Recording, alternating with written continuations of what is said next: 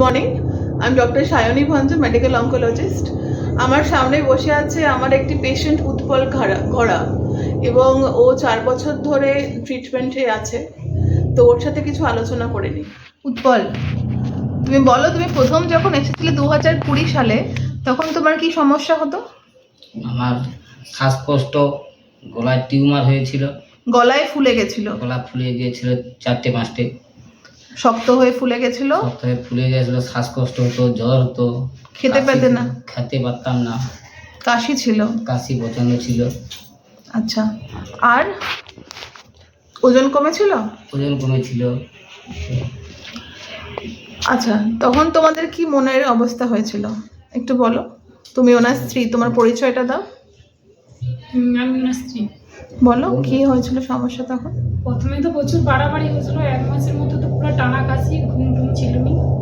প্রথমে তো ভাবছিলাম যে ঘুম টুম আর ভালো হবে না, তারপর ঘোরাটা হয়ে গেছে। সবাই যেহেতু বলছিল যে তুমি আর হবে নি, এই রোগ হলে আর বাঁচবে নি, এরকম সবাই আর কি বলছিল। তো patient is a diagnose case of DLBCL stage 4। তারপরে কেমোথেরাপি শুরু করা হয়, তাই তো? তো কেমোথেরাপির সময় কি খুব অসুবিধা হয়েছিল? না না, তখন কোনো অসুবিধা হয়নি। কতগুলো কেমো দেওয়ার পরে তোমার ভালো রেজাল্ট পেলে? 8টা, টোটাল 8টা কেমো নিয়েছিলে, মাঝখানে একটা পেট সিটি স্ক্যানে হয়েছিল, এবং 8টা কেমো নেওয়ার পর তোমরা ফলো আপে আছো, তাই তো? তো সেই দিনটা আজকে মনে পড়ছে, 4 বছর আগের দিনটা? তো সবসময় মনে থাকবে। আর এখন তোমরা ফলো আপ করছো নিয়মিত? কেন করছো?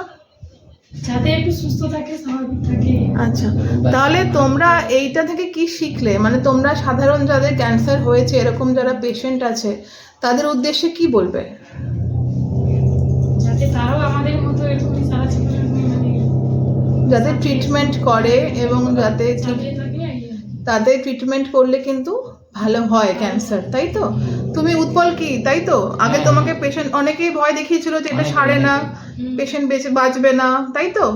সেখানে ঘুরেও গিয়েছি, অনেক জায়গায় ঘুরে ঘুরে আর করতে পারছিলাম না।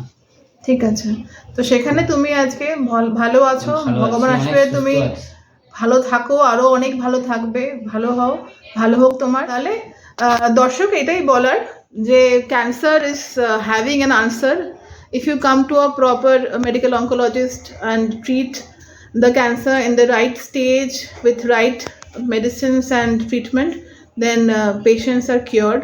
সামনেই আমরা দেখছি আমাদের পেশেন্ট, উনি এখন সুস্থ, ফ্রি অফ ডিজিজ। তো এই বলেই আমি শেষ করলাম।